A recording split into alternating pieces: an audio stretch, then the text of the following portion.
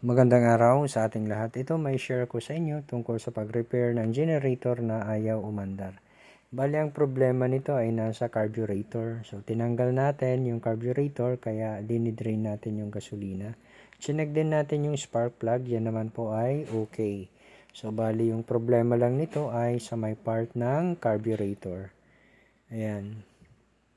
So bali, ipakita ko muna sa inyo, yan po yung setup niyan, ganyan. Okay? Pag natanggal na natin itong maliit na parang screw, ayan, dyan po yan naka-screw. Tapos, ito ang naging problema dahil yan po ay barado.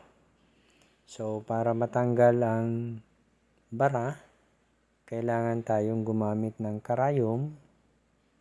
Sundutin lang natin yung maliit na butas dyan para matanggal yung bara. Ganyan. Ayan o.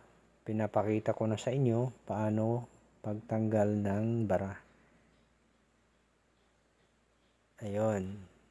So, makikita natin merong maliit na butas.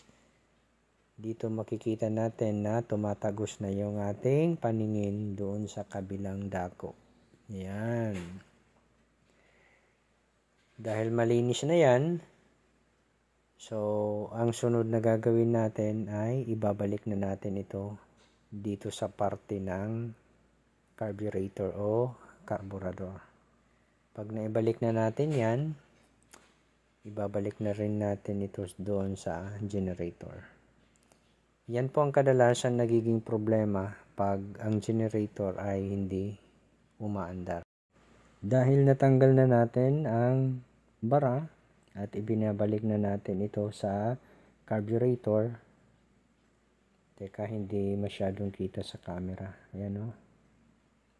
Medyo mahirap din yung pagbalik nito.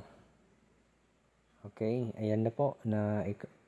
Ibalik na po natin yan sa carburetor. Hinigpitan lang natin. Tapos ito, ibalik na natin sa generator. Pag maibalik na natin ito sa generator, ilalagay natin ulit yung gasolina, tapos aandar na ang generator pag pinaandar natin. At ito na nga, umandar na po yung ating generator. Dahil naayos na natin yung naging problema kung bakit hindi ito umaandar, dahil po yan sa merong bara doon sa carburetor. Hanggang dito na lang itong aking video tutorial. Kung nagustuhan niyo itong video, paki-like and share. Kung hindi ka pa nakapag-subscribe, maaari po lamang ay mag-subscribe sa aking channel.